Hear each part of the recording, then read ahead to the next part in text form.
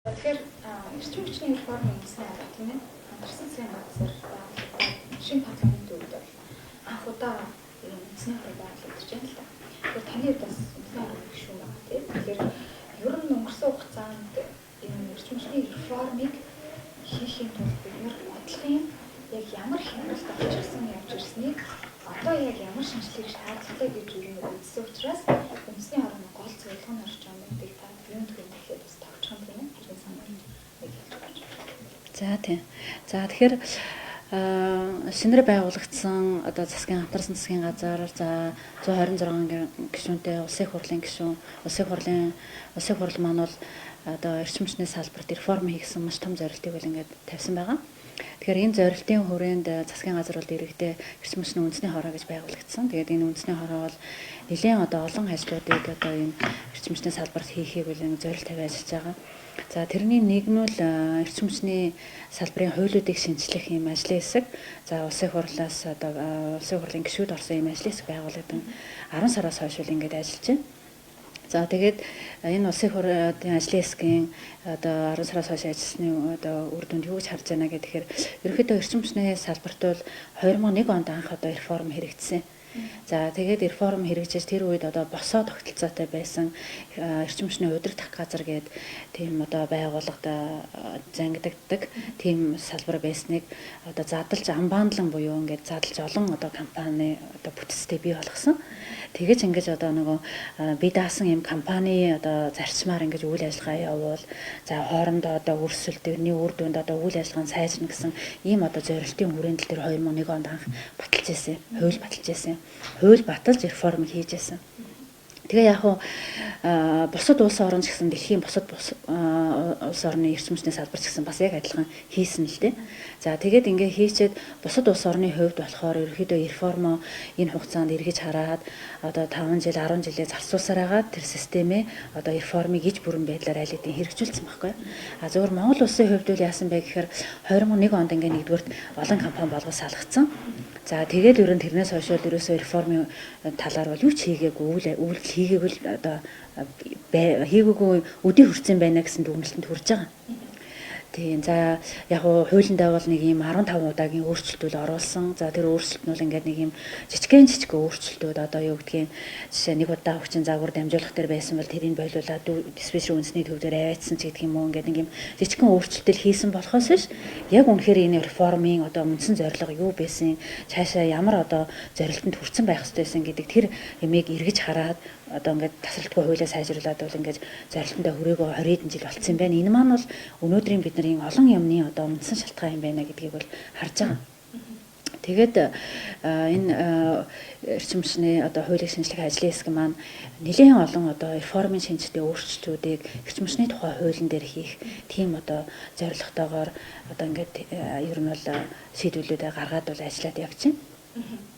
Тэгэхээр яг нь оны өмнө байгуулагдсан тийм ээ одоо 5 сар хугацаа болж шүү дээ. Энэ үндэсний хороо гэдэг зүйл байгуулагдсанаас хойш оны өмнө за эрэгтэй үед бол тийм ээ нийт маас тундаа нийгэмд бол хүн тариалан чиглээ. Одоо өөр энэ хороо юм байгаа мó тийм амьгүй болчлоо, юу хийж байгаа нь мэддэхгүй болчлоо гэх маш их шүүмжлэг байгаа юм л да. Тэгэхээр бас заавал нөгөө нэг ил гарч мэдээлэхээс илүү хуулийн төсөл дээр ажиллаад тийм ээ бодлогын юмнууд руу анхаарал тавьнаа гэдэг бас нэг юм хэрэгжлийн одоо талууд өнцгүүд гарч ирж байгаа. Тэгэхээр гол асуудал нь одоо нөгөө нийгэмд тэр нэгэнд хүрчихсэн байгаа. Зөвхөн ингээ үн тариалан нэмэгдчтэй бидний халааснаас гарах татвар төлбөр бураамжууд бүгд нэмэгдээд байхад дагаад одоо энэ эрчим хүч гэдэг бол бидний байнгын хэрэглээ болсон тийм. Тэгээ энэ зүйл дээр ингээ үнийн бодитын дарамтыг үүсгээд энэ реформыг ингэж хийх юм уу гэдэг юм нэг явцуу хүрээний ойлголтод авчтай шүү дээ. Тэгэхээр энийг бас та нэг зөв байдлаар ойлгож байна. Өөрөөр цаашаа ингээд зөвхөн үн нэмэх юм уу? Яг эрчим хүчний реформын шинжилгээ нь энэс цааш юу байх юм бэ гэдэг. Тийм. Яг эрчим хүчний реформ гэдэг нь яг сая тэр нөгөө хаврын намрын одоо нэг эрчим хүчний үн тарифыг өртөгтөн одоо хүргэж шинжилсэн асуудал бол реформын хүрээнд хийсэн нэг ажил бол үнэхээр мөн л дөө. Яалтчгүй л энэ салбар чинь маш олон жил одоо үн тариф нь шинжлэхдэггүй явснаас болоод одоо бүр ингээд тартагтаа тулсан өвөлдөө хэрэглэгчээ тасалж ээж за одоо маш олон үйлдвэр үйлчилгээний газрууд их усөр одоо үйлдвэрээ барья гэх чинь цахилгаанаар чангаж чадахгүй, дулаанаар чангаж чадахгүй үнэхээр л одоо улс орны эдийн засгийг баймилсан ганц салбар болчиход байгаа. Тэгэхээр энэ одоо ганц салбарыг бид энэ хэвээр нь байлгаад авах уу эсвэл тэр одоо үн тарифын өртөгт нь хүрэх үү гэдэг асуудал байсан. Тэгэхээр энэ асуудлын хүрээнд бол өртөгт хүрэх асуудал нь ингээд намар хийгдсэн. Тэгэхээр реформын хүрээнд бол зөвхөн одоо үн тариф биш олон ажлууд бол хийгдэх ёстой. Тэр утгаараа тэр эрчим хүчний үндэсний хороонд бол одоо 5 одоо ийм 4 ажил дээр одоо фокуслж ажиллая гэсэн тийм одоо зорилго тавьсан ингээд ажиллаж байгаа. Нэгдүгээр хүн мэдээж тэр үн тарифын шинжилтийн асуудал. За хоёрдугаар асуудал болохоор шилжилтийн бодлого одоо босруулнаа гэдэг одоо тэрийг нь бол дор чандагшин өөрөө хариуцаад явж байгаа. За бид нар ч одоо ингээл ер нь бол сэргээгт эрчим хүчийг төлхөө хөгжүүлээ, тархамал их усрыг төлхөө хөгжүүлээ гэх юм олон одоо бусад улс орн ч гэсэн адилхан юм одоо ер нь бол эрчим хүчний салбар нь бол шилжилт хийж байна. Тэгэхээр тэр шилжилтийн бодлогыг босруулнаа гэл ингээл бодвол тэн дээр ингээд ажлын алба байгуулагдсан тэрийг ажиллаа явж байгаа баг. За 3 дугаар асуудал бол ерөөсөө эрчим хүчний салбарын хууль эрх зүйн орчныг шинжилье. Реформ одоо хийхийн гол үндэс утга нь ерөөсөө хуулиар л хийдэг. 2001 он эрчим хүчний хуулийг баталж реформ хийжсэн байна. Өнөөдөр бид нар хууль эрх зүйн орчныг шинжилж маш олон реформын шинжилтийн өөрчлөлтүүдийг энэ салбарт одоо хийж ээж энэ салбарыг одоо тэр энэ салбар өөрөө өөрийгөө аваа явдаг. Тэгээ системийн тийм шинжилтийн гэвэл хийх юм байна гэдэг энэ дээр л одоо миний би яг өөрөө улсын хурлын гишүүний хүрээнд дээрэс нь энэ ажил бол яг улсын хурлын хүрээнд бол хийгээд явж байгаа юм ажил. Яг л одоо гишүүд орцсон гишүүдийн одоо үндсэн үүргэл юу вэ гэвэл ерөөсөө хууль санаачлах, хууль шинжлэх хуулийг одоо боловсруулах тийм ажил. Тэгэхээр энэ үндсэн үүргийнхаа хүрээнд энэ ажлыг бол улсын хурлын зүгээс реформын хүрээнд бол хийгээ явж байгаа. За дараагийн мэдээж нэг аюул том ажил болохоор эрчим хүчний салбарын компаниудын засаглалыг сайжруулъя гэх. Тэгэхээр энийг бол одоо найдлаа гишүүн ахалж байгаа. Тэгээд энэ дээр бодвол ажил хийгдэж явж байгаа бах. За тэгээд мега төслүүдийн одоо хэрэгжүүлэлтэн дээр бол одоо хөрөнгө оруулалтыг татах асуудал дээр бол дорж ханд сайд өөрөө ингээ хариуцсан явж байгаа. Тийм. Гэх мэтлэнгээр ингээд нэлээд олон ажлуудыг бол одоо реформын хүрээнд хийгээд явж байгаа. Яриж байгаа гол зүйл маань нэг бол хүндж байгаа сэдв бол эрчим хүчний реформ дээр хууль эрх зүйн шинжилгээг заавал хэрэгтэй тийм. 2001 онд одоо батлагдсан эрчим хүчний тухай хуулийг та хүндж ярьлаа. За өнөөдөр бид нар одоо тухайн хуулийг мэдээж шинжилээ тийм ээ. Тэгсэж сайжруулъя гэж бодлогын алдаануудаа засъя гэдэг юм руу явж байна. Тийм. Гэтэл одоо хамтарсан цаан газар байгуулагдсан чинь нэг гараараа засгийн газар аж ахуй нэгжээ дэмжээ тий аль болох төрийн өмчтэй орон төмчтэй компаниудын засаглалыг сайжруулъя ил тоо дэмжээ нэмэгдүүлэгээ боловч нөгөө гараараа нөгөө бодлогоо үгүйсгэх тий улам одоо зангидах нэгтгэх тий нэрийн доор энэ одоо үйл ажиллагааг авахгүй байх магадгүй одоо зарим нэг зүйлд гацах ийм эрсдлүүд бас байна гэж үзэж шүү дээ. Тэгэхээр энэ дээр та бас юу ямар байр суурьтай? Тий яг сая одоо тэр төрийн өмчийн компаниудын засаглалыг ил тод байдлыг сайжруулах гэхэд хууль засгийн газраас одоо улсын хурлын намрын чуулганд өргөн баригдсан. Тэгэхээр энэ хуулийн дээр нэг том одоо асуудал байсан. Тэр нь юу вэ гэхээр одоо энэ төрийн өмчийн компаниудын дээр Эрчилт Монгол гэх компанийг байгуулад тэгээ одоо эрчим хүчний ялангуяа төрийн өмчтэй эрчим хүчний компаниудыг тэр Эрчилт Монгол компани удирдахаар ийм хуулийн одоо төсөл өргөн баригдсан. За тэгэхээр энэ асуудал дээр бол би одоо маш одоо өндөр аюутай хандж байгаа л да. Энэ бол болно одоо болгоомжтой хандах хэрэгтэй. За яагаад вэ гэхээр би сая хэлж байна те 2001 онд чинь бид нар бүхэл бүтэн хуулиа гаргаад амбаандлангаа хийцэн. Зүгээр яг харамсалтай нь бид нар бол ингээд нөгөө реформа эргэж харж сайжруул тордож ингэж яваагүйгээс дээрэс нь олон жилийн салбарын одоо хүн тарифыг тогтмол байрснаас тэрнээс хойш энэ одоо төрийн эмчийн эрчим хүчний компаниуд энэ одоо засаглал бүх юм болохгүй бүтэхгүй байгаагийн үндсэн шалтгаан энэ салбарт ажиллаж байгаа хүмүүсийн буруу биш байхгүй юу? Энэ салбар тэгж ярих юм бол өдий хүртэл одоо хамаг л боломж нөөцөөс шахаад өнөөдөр Улаанбаатар хотод хэдэн 10 барилга байгууламж баригдсан байна тийм үү? Эний чинь дулаан цахилгаанаар өнөөдөр хийн хангасан энэ салбар л хангасан. Бүхэл боломж одоо шавхсан байхгүй юу? За тэгтэл одоо энэ одоо арайчуу хийсэн амбаандлангаа буцаад одоо тэ нэг төвлөрсөн одоо centralized гэж ярьж байгаа байхгүй юу. Нөгөө нэг компанид удирдагдсан байдлаар ингээд явна гэдэг нь бол энэ бол реформоос бол маш том ухралтай гэж бол би одоо энэ хуулийг анх өргөн барихад ч ингэж хэлжсэн. За тэгээд би тэр өргөн барих үед ч гэсэн одоо асуултууд бол тавьсан л да. Хууль өргөн барьсан хүмүүст бол асуулт тавьсан. За ямар асуулт тавьсан бэ гэхээр нэгдүгüүрт нь та бүхэн мэдж байгаа Эрдэнэс Монгол гэх компанийг бол уул уурхайн компаниудыг удирдахаар ингээд дээр нь бол байгуулсан шүү дээ. Тэгээ би за ер нь бол ойлгож байна. Мэдээж ингээд төрд ямар асуудал байгаа вэ гэхээр ер нь энэ төрийн хэмжээний компаниудаа одоо нэг олигтойхон ажиллуулчихсан гэдэг ганц л зовлон. Үнэхээр энэний төлөө юу хийх вэ? Ямар одоо үйлдэл хийх вэ гэдгийг зорж байгаа бол маш чухал. Энэ бол чухал. За тэгээд тэрний нэг том үйлдэл юу байсан бэ гэхээр тэр Эрдэнэс Монгол компаниг байгуулсан.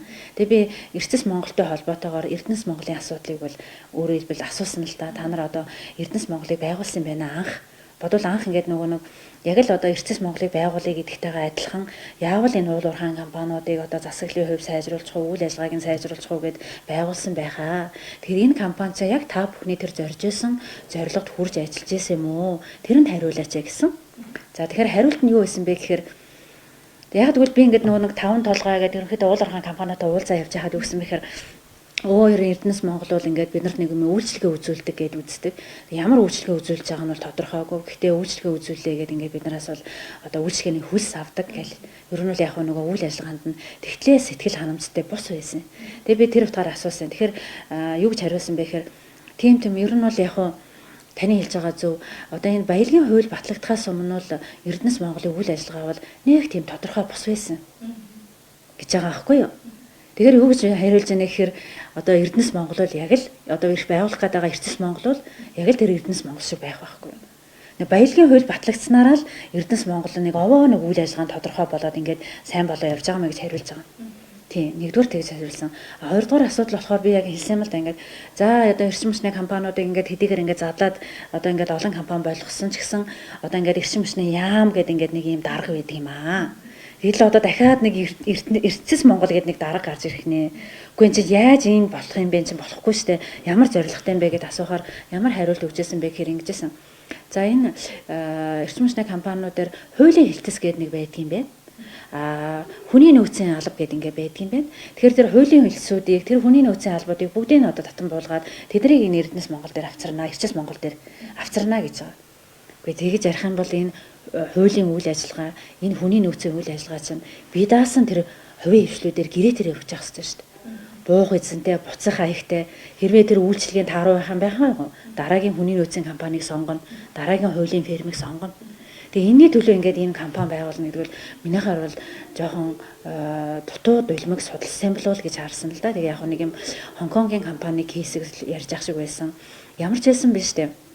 Дэлхий дээр яг одоо ингээ хамбаандлан хийсэн одоо энэ реформоос буцсан улс орн бол байхгүй шүү. Үнэхээр байхгүй. Тэгэхээр яг магадгүй бусад төрийн өмчийн компаниуд нь одоо ингээд нэг Эрдэнэс Монголоор ингээд явж иж болно. Арай тэгвэл эрчим хүчний компаниудын хувьд л онцлогтой байхгүй дээ энэ чинь.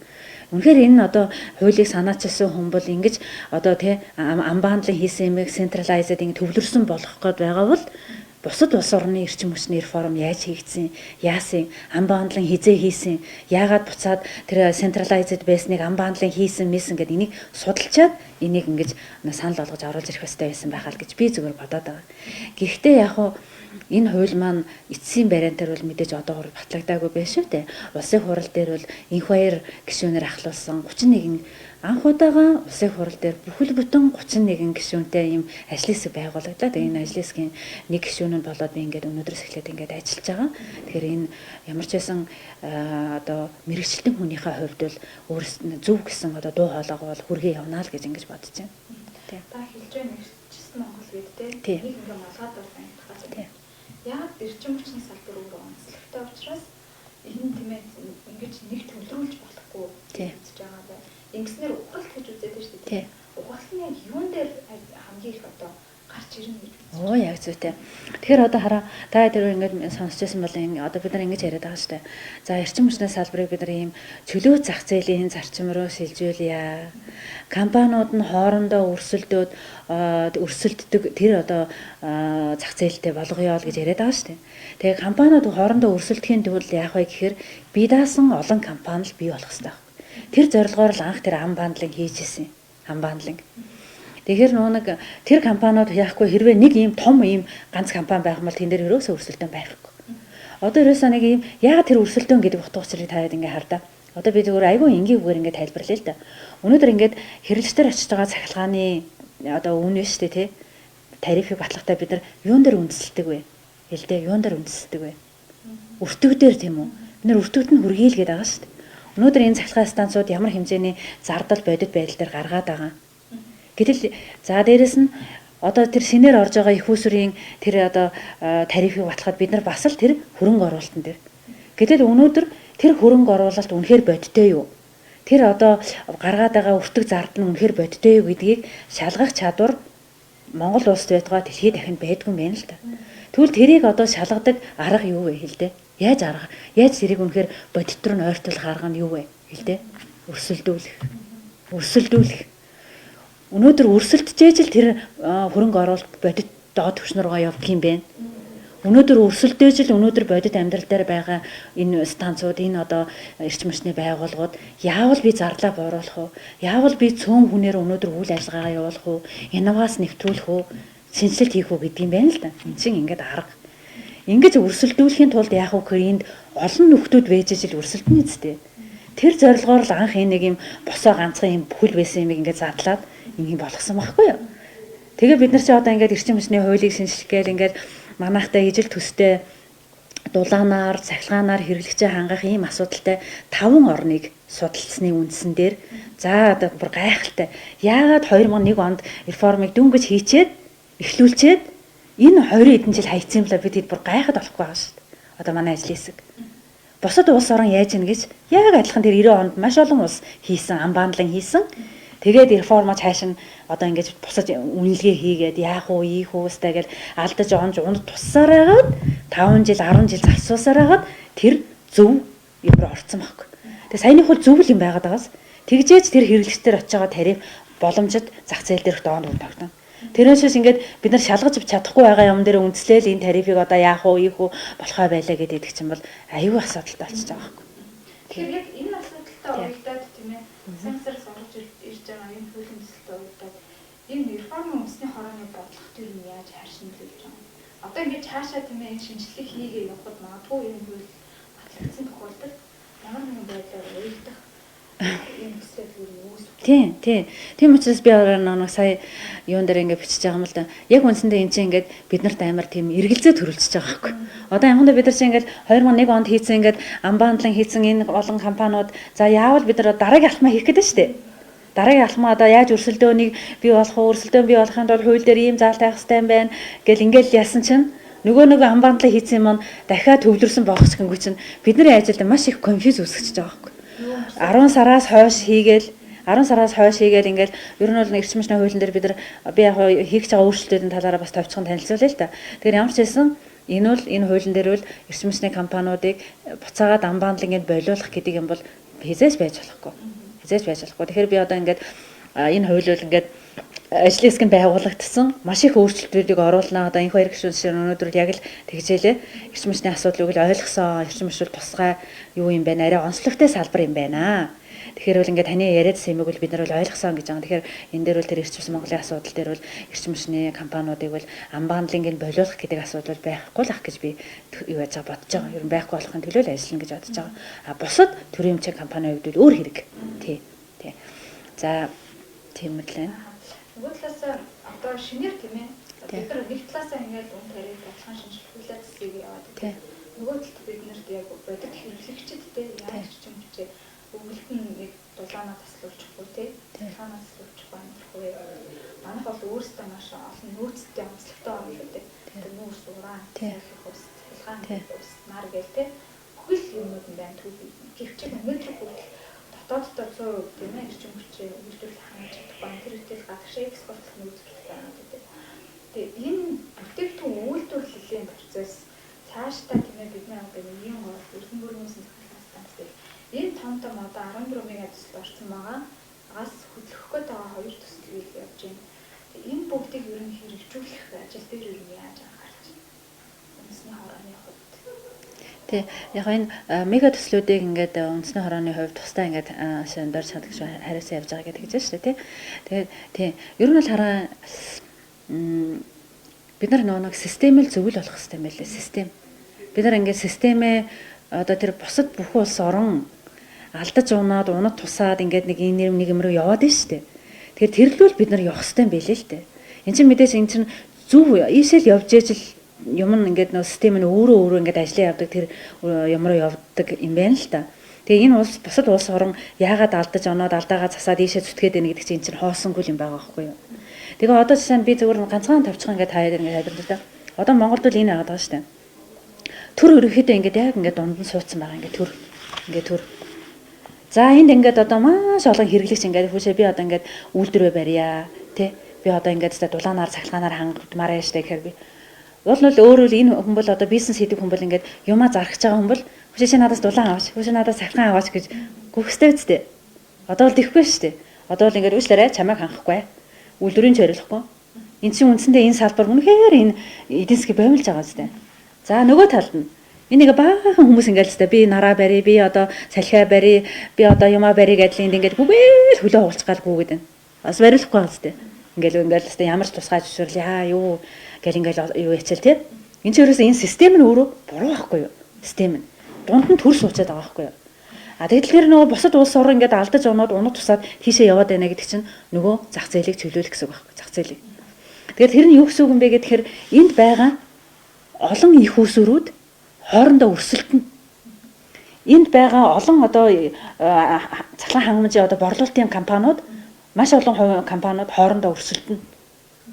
За тэгээд энэ одоо цахилгаан хангамжийн компани энэ үйлдвэрлэл хоорондоо харьцах тэр боломж нь нэгддэг. А төр юу вэ гэвэл төр ерөөсөө л энэ хоёрыг хоорондоо тэр одоо ажиллах нөхцөлийг бүрдүүлж платформыг бүрдүүлж дамжуулах түгээгшүүлжээ нь захын хэрэглэгч хүрээд ирэхтэл холбодог тэр боломжийг бүрдүүлчихээ л ингээд сууж байна. Нэр өрсөлдөөний үр дүнд яах нь тэр зах зээл дээрх доод тарифыг тогтоогддог юм шүү. Тэгэхээр эн чинь өөрөө нөгөө систем нь одоо төр монопол ийм систем байгаад байгаа байхгүй юу. Тэгээ энийг бид нар засаачгүй 24 жил явцсан. Би яагаад засаагүй 24 жил явцсан млаа гэж бид хэдвэр гайхаад байгаа байхгүй юу. Бусад улс орн бол яасан бэ нүү? Алдаж онж 5 жил. Одоо жишээ нь Унгар гэдэгт чинь 2001 онд шилжилтийн хууль баталсан. 2004 онд энэ өрсөлдөөн зах зээл рүү шилжсэн. За Япон улс гэдэгт чинь 2000 онд 2000 мегаваттаас дээш хэрэглэгчээ за хоёр хоорондоо ингээ гэрээ байгуулад ингээ ажиллаад үн тохироод ингээ яв. За дараа нь жоохон байцанжаснаа за 5500 кВт-аас дээшгээ гээд. Сая 2016 оноос хойш бүрэн шилжсэн. Тэгээ 2016 оноос хойш Япон улс яагаад бүрэн шилжсэн бэ гэхээр Украины дайнаас олсон чинь Япон улсын нэг онцлог нь бүх юм нь одоо импортоор юм байна. Газ нь импортоор, нүүрс нь импортоор. Тэгэнгүүт ерөөсөө зах зээлээ бүтэн чөлөөлөхгүй болохгүй юм байна гэд 16 оноос хойш бүтэн чөлөө зах зээлтэй болсон. Тэгэхээр бид нар бол ерөөсөө л өссөн ч хүсээгүй ийшээ явж ижил энэ систем өөрөө ингээд яваад байдаг. Монголчууд ингээд бусад хүмүүс ингээд буруу ойлгоод байдаг байхгүй. Чөлөөт гэхээр ингээд за одоо энэ дамжуулахын түгээх ингээд хувьчилж авах гэдэг нь үгүй. Үндсэн судас буюу дамжуулах түгээх төрийн өмчт байх хэрэгтэй. Төрийн өмчт. Энд маш олон их усүр хувийн хвшилтэй улсын өмчөөрч барьж болно, улсын хөрөнгөөрч барьж болно барих хэрэгтэй. Өрсөлдөөхөд олон байж л өрсөлдөх байхгүй юу. Энд олон хангагч компани төржээж л хоорондоо хэрэглэгчийн төлөө өрсөлдөх байхгүй юу. Хэрэглэгчид одоо чанартай үйлчлэгээ үзүүлнэ. Хям тариф санал болгоно. Тийм байгаас одоо бол яг тэгчээд байна шүү дээ. Маш олон хэрэглэгчийг холбохгүй дулаанаар чаглахгүй, цахилгаанаар солихгүй. Амар харамсалтай. Энд чинь эцсийн үнэ мөнгө шүү дээ. Эрчимчний реформыг энэ үзэр өөрсдөө хэлж гаргаж ирж ярьсан шүү. Ингээд өдөрт бас үнсний хороо очиж байгуулсан. Одоо нөгөө талаас орон сууц чөлөөтэй бас үнсний хороо гэж байгаа. Тэр ерөөсөө өөр ахалж байгаа. За тог цахилгаангүйгээр дулаангүйгээр орон сууц боломжгүй шүү. Тэгэхээр энэ нас ингээд уруу хамааралтай хоорондоо ингээд тийм нэг талдаа ингээд барилга хэмжээ босгоё гэдэг хүчин чармайлт тэгэхээр ороод яндан буулгах гэдэг. Нөгөө талдаа бид тэр их усүр нь баггүй. Цахаана яах, дулаана яах юм тий. Тий. Тэгэхээр энэ хоёр зэрэгцэж явж иж юу юм бий болох хэрэгтэй гэсэн. Тий. Ер нь яг нь эрчим хүчний салбар бол дэлхийд дахинч тэр ерөөсөө л цаашаа хөгжиё. Тэр орон сууцны хорооллыг барья. Тэр том бүтээн байгуулалтаа барья, метрогоо барья л гэж байгаа бол энэ салбарыг төрүүлж хөгжүүлэх ёстой. Тэгэхээр одоо төрүүлэх нөгөө реформууд нь бараг хэрэгжих гэдэг яаж. Тийм яг ингээд яг зэрэг л явах л ёстой л да. Гэхдээ л эрчим хүчиндээ түлхүүн анхаарч хөрөнгө оруулалтыг түлхүү хийжээж энэ системийн зөв юм руу эртхэн шиг оруулж тэгжээж олон хөрөнгө оруулалтыг татаж ингэхгүй бол уучлаарайгүй ерөөсөө явж чадахгүй байхгүй. Дэмий мөнгө зарцуулсан асуудал болох байхгүй дээ. Хангаж чадахгүй сахилгаанаар дулаанаар хангаж чадахгүй. Тэгээ манайхан ингэж байгаа байхгүй ингээд за одоо нэг бөөрөлжүүд нэг 660 орчих нь. За Баян суманд хэд орчих нь. За ер нь нэг хэсэгтээ гайгуудыг ингээд нуруугаа амраах гэдэг байгаа байхгүй юу. Тэгэхээр би үл үгүй гэж хэлж байгаа. Яагаад үгүй гэхээр одоо жилд системийн одоо сахилгааны хэрэглээний өсөлт 200 мегаватт дунджаар шүү дээ 200 мегаватт. Гэхдээ чи боддоо энд байгаа маш олон хэрэглэгчид бид нар үгүй гэж хэлсэн нөхцөлд 200. Хэрэв үгүй гэж хэлээгүй бол хэд байх вэ? Ойлгомжтой байхгүй юу дээ. Дор хаяж 300 400 байхгүй юу? Тэгэхээр чин тэр бөөрөлжүүдийн 600 гэдэг чинь юу ч байхгүй юм. Бид нар ингээл зах зээлээ нээж өгвөл олон хэрэглэгчийг холбох юм бол зүгээр энэ өсөлтийг бид нар гүйцэхэд маш хүнд байхгүй. Маш хүнд байхгүй. Тэгэхээр ингээл ерөөсөө одоо дуртай хүн нь их усүрээ барьдаг. Дуртай хүн нь одоо энд ингээд хангах үйлчлэгний компани бариад хэрэглэгчтэй тэйкерлээд ингээд явдаг. Тэр л системийн л бид нар одоо хууль эрх зүйн орчныг бүрдүүлэх гэдэг ингээд ажиллаж байгаа байхгүй. Тэгээ хууль эрх зүйн орчны хүрээнд бид нар ингэж харж байгаа. Монголын бас нэг юм хууль эрх зүйн салбарын нэг юу харагдаад байна л да. Юу харагдаад нэхэр. Жишээ нь эрчим хүчний тухай дээр 2001 оны хууль бол маш ерөнхий.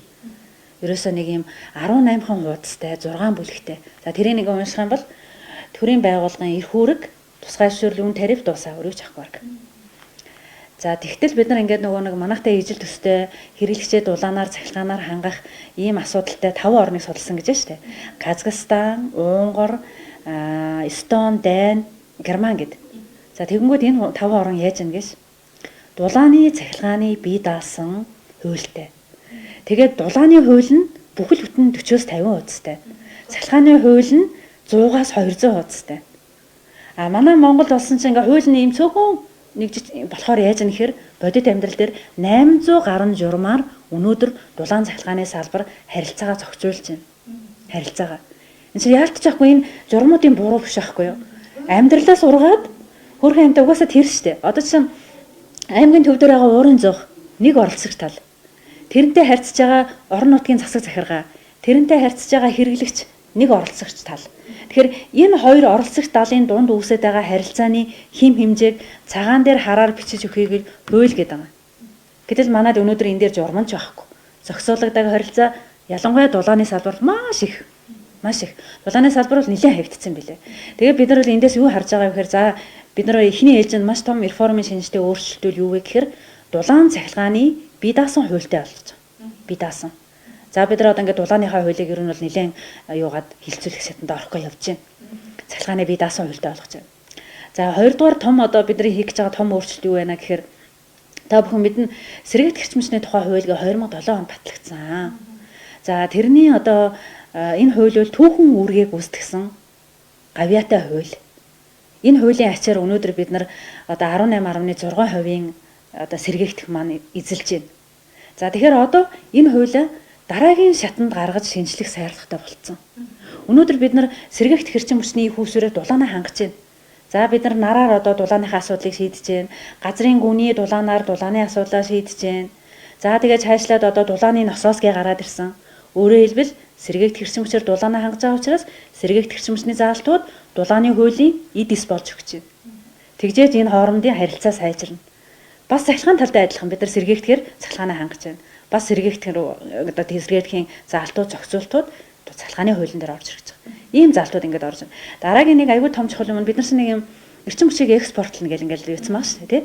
Тэгэхээр бид нар нэг саяны одоо чинь ингээд төр энд байгаа ийм систем бол экспортыг дэмждэг систем. Энэ бол төрн дунд нь ингээд аглаачаад байна шүү дээ. Саяны нөгөө бид нар өрсөлдөөнтэй гэдээ яриад байна шүү дээ тий. Энэ тохиолдолд яах вэ гэхээр энэ экспортыг дэмждэг.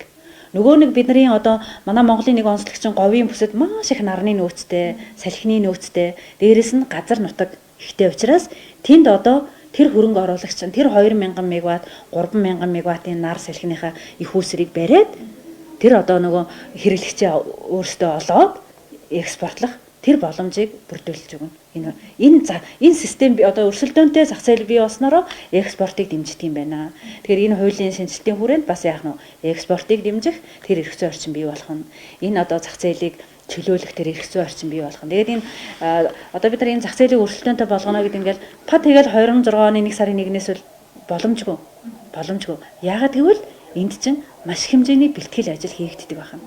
Бусад улс орон жишээ нь Унгар гэдэг чинь шилжилтийн хуулийг 2001 онд гаргаад 2007 онд л зах зээл нь бүрэн чөлөөтэй болсон байгаа. Япон гэх чинь 2001 онд эхлээд 2016 онд бүтэн чөлөөлсөн. Яг дундаа бол нэг хэсэг ингээд зогссон байл л дээ. Тэгэхээр нөгөө нэг хуулиндаа бид нар ингээд суулгаж өгч ижил энэний бэлтгэл ажил хангагддаг. Тэрээс биш ингээд манайх нөгөө нэг яагаад ийм чөлөө зах зээл рүү орж болохгүй вэ гэдэг ингээд нэлээд олон нөгөө limitation factor буюу ороход хүндрэлтэй ийм асуудлууд манай Монголд байгаа. За манай Монголын зах зээл ингээ маш жижигхэн. За их үүсвэрийн дутагдaltaй байна. Их үүсвэрүүд маань цөөхөн байна. За тэгээ монопол их үүсвэртэй байна. Энэ үл яалтчгүй өрсөлдөөнд ороход хүндрэлтэй одоо үзүүлэлтүүд мөн. Гэхдээ бусад бүх улс орон за дээрэс нь манайх маш олон PPA-нүүдтэй болсон. PPA гэдэг нь юу вэ гэхээр тогтмол тарифаар урт хугацаанд 25-аас 30 жил хугацаанд тогтмол тарифаар цахилгаан худалдаж авна гэсэн гэрээнүүд маш олон их үүсвэртэй хийцэн. Гэхдээ энэ бол яалчгүй хийхээс өөр аргагүй байсан. Тэгэхээр энэ одоо ингээ PPA тийм ч манайх энэ өрсөлдөөнд орж болохгүй юм байна гэх ингээд дахиад гараа хумаас явах юм бол дахиад 20 жил 30 жил. Дахиад бид нар энэ хэрэгцээг хангаж чаддгүй энэ үйлдвэрүүч барилдгүй болохгүй. Гэтэл бусад улс орон яг адилхан манайхтай адилхан кейстэй байсан. Жишээ нь Унгар гэх чинь монопол үйлдвэртэй байсан. За одоо тэр жижигхэн байсан. Маш олон PPA-тэй байсан. Гэхдээ л энэ дэр чи ингээд энийг гоё гэж харцсан тий. Энэ ийшэл явах хэрэгтэй байна гэж гоё гэж харцсан учраас энд байгаа асуудлуудаа шийдэх арга ухаанаа олсон биз дээ явцын дунд. Тэгэж явсараагаа л ийшээ явсан байна. Тэгэхээр бид нар хуулийн дээр суулгаж өгнө. Цаг хугацаа орно. Ийшээ явна гэсэн. Ийм том реформын шинжтэй өөрчлөлтүүдийг хуулийн дээр суулгах гээд манай хуулийн ажлын хэсгэл нэлээд эрчимтэй ажиллаа явж байгаа. Тэгэхээр эрчимчлийн өмнөх яг 30% өнгөрсөн гэдэг нь шингэн гэдэг ойлголт яваад байгаа. Тэгэхээр эргээд тэр алхам санагдахгүй бид ингээд ямар өртөгтэй болчоод тэрэнд нь тий одоо тэнцвэрлэхэд бол биднээс хэдэн төгрөг авах шаардлагатай байгаа юм бэ гэдэг юм одоо шүүмжлэх маш их. Өнөөдөр яг энэ эрчимчлийн салбар хэр хэмжээний алдагт үүсчихэд тэрийг одоо ингээд оны өмнө энэ хэмсэн тийм ээ 30% ингээд одоо тэрнээс хойш цоцолох ороод байгаа юм эргэжтэй тайлан мэдээг ингээд харахад сүүлийн одоо энэ саруудад нэмснээс хойш саруудад ер нь тэр өвөртөг шингээж аяны бодит үр дүн гарч чадсан уу гэдэг дээр. Тий. Ер нь яг мэдээж хараа энэ цахилгааныг хэрэглэсээр аваачихын тулд тодорхой хэмжээнд зардал гарч байгаа шин. Энэ тариф хэрэглэс орж байгаа энэ тариф дор хаяж тэр зардлыг нөхөх хэрэгтэй л гэсэн үг шүү дээ тий. Гэтэл тэр зардлыг нөхөөлөхгүй маш доогуур төвшин ингээ хатуу барайл. Тэгээ тэр нөхөх тэр хэсгийг яаж нөхчихсэн бэ гэхээр ерөөсөө л татаас нэгдүгээр татаас маш их татаастай байсан. Хоёрдугаар үр ерөөсөө л үр нь хоригдлогтаа л явдсан. Нөгөө нэг станцын ажиллахын тулд нүүр судалж аавна үстэй. Нүүрсээ тээвэрлэнэ үстэй. Бүгдөө үр. Ингээл баахан үртэй баахан одоо татаастай энэ салбар руу хинч хөрөнгө оруулахгүй. Тэгэхээр нөгөө саяны одоо тэр цахилгааны хуулийн одоо нөгөө тарифын шинжилтүүл ерөөсөө л энийг өртөгтөн л одоо нэг тэр киловатт цахилгааныг 280 дээр үйлдвэрлэсэн мөртлөө 140 дээр л зарж ирсэн байхгүй дунджаар. Тэгэхээр энийг яаж хийж байгаа тэр 280 руу ойцсон гэсэн үг байхгүй. Тийм. Ерөөсөө л утга учир нь энэ байхгүй. Тийм. Тэгэхээр зөвсөл харамнаас яг ийм шийдвэр гарснаас хойш байгаа. Тийм, гарснаас хойш мэдээж хараа энэ 25 оны төсөв дээр хуучин бол ингээл ерөөсөө төсөв дээр эрчим хүчний салбарын татаас гээл тогтлон мөнгө сууж идэг байна шүү дээ. Одоо бол сая ингээд зөвсөл хороотой уулзж байхад тэгжээлээ. Бид нар одоо нүүрсээр хангадаг уурхаануудаа өргүү болголоо. Нөгөө нэг төмөр замынхаа одоо өргүү болголоо. За ингээд эрчим хүчний салбар нь татаасгүй боллоо. Ингээд сайн үр дүн гарч байгаа. Ингээд ийм сайн үр дүн гарчингууд бид нар гадаад зах зээл дээрээс гисэн хөрөнгө оруулагч талдаас гисэн үгүй энэ чи одоо ингээд ер нь юу болох гээд байна те бид нар хөрөнгө оруулъя гэдэг мессеж зөв мессеж дэлхийд дахинд хүрж байгаа байхгүй. Зүгээр яг одоо тэр нэг дулааны тарифыг одоо 5 сараас нэмэх байсыг болиулсан шүү дээ тий. Энэ дээр жишээ нь одоо эрчим хүчүүд аль хэдийн ингээ за дулааны тарифын өсөлттэй холбоотой нэг 180 төлөө 170 хэдэн тэрбумын орлого олно гэсэн байсан. Тэр маань ингээ байхгүй болчихж байгаа. Тэгэхээр одоо тэр маань ялчгүй ингээл татаас усын төсөв дээр татаас ус суухаас л аргагүй болчихж байгаа. Ерөөсөө л улс бол тэр шүү дээ. Нэг талдаа хөнгөлж байгаа бол нөгөө талдаа татаасаа өгчээж л энэ салбарыг ажиллахын хүслийг бүрдүүлэхээс л арга байхгүй болчихж байгаа байхгүй. Ерөөсөө л тэр товч бөгөөд тодорхой асуудал нь энэ аваад байгаа байхгүй. Тийм. Тэгээд тийм. Тэгээ яг хуу би зөвхөн нэмж хэлэх гэсэн асуудал болохоор юу вэ гэхээр сая ингээд нөгөө нэг цалгааны тариф нэмсэнтэй холбоотойгоор бол айгүй одоо ард иргэдийн нуруунд дээр л ачаалал үүссэн. Тэр юу үнэн тэр үнэн. Гэхдээ маш олон монголчууд юу одоо ард түмэн юу гэж бодож байсан бэ гэхээр ингээд одоогоос л тэр шүү дээ. Ингээд өвөл одоо ингээд тогоор таслаад цалгаар таслаад байна шүү дээ тий. Тэгэхээр ингээд баг ингээд за би одоо нэг юм цалгаантай 20,000 төгрөг тушаад юм бол тэр маань нэг 50 болоход яах вэ? Яг 50 болог. Хамгийн гол нь энэ мөнгөөрөө тэр станцаа бариасаа. Ийм бодолтой хүн маш их байсан. Маш их. За тэгээд яг нөгөө нэг сүүлийн үед чинь цахилгаанаар нөгөө дулааны асуудал шийдсэн маш олон хэрэглэгч байсан шүү дээ. Тэдний хувьд бол нэлээд хүндрэлтэй туссан.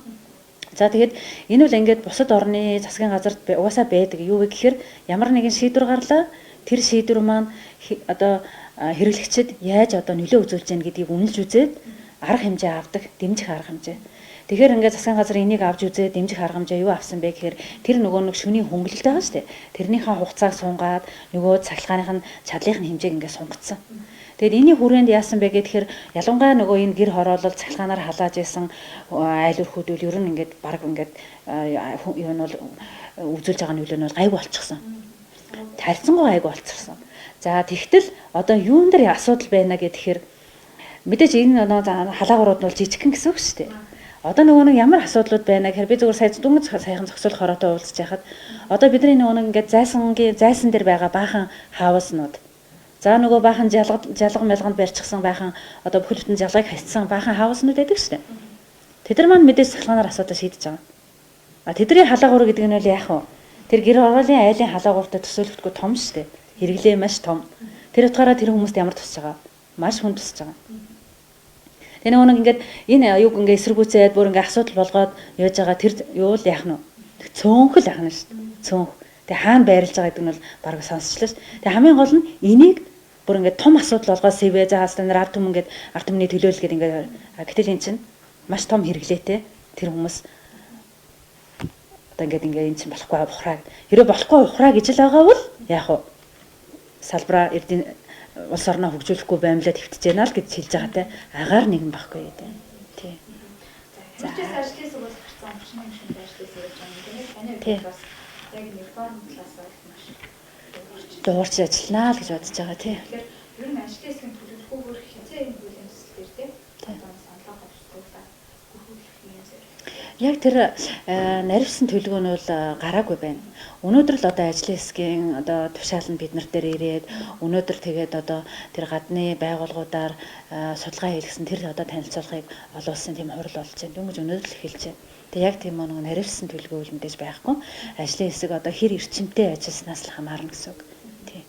Цаашид ер нь та мэрэгжлийн инженерийн хувьд яг энэ эрчим хүчний реформ, бодлогын шинжилгээ, хуулийн тийм одоо засаглал сайжруулах зүйл дээр хэр одоо зорилготой ер нь бодлогын төвшингийн ажил юм гэж үзэж байна. Тийм.